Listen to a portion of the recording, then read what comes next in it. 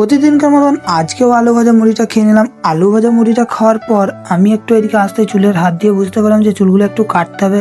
তো তাই আর কি আমি আর ছোট ভাই মিলে আমাদের বাইকটা বের করে নিলাম। বাইকটা বের করার পর আমি আর আমার ছোট ভাই মিলে চলে যাচ্ছিলাম সেলুনের দিকে।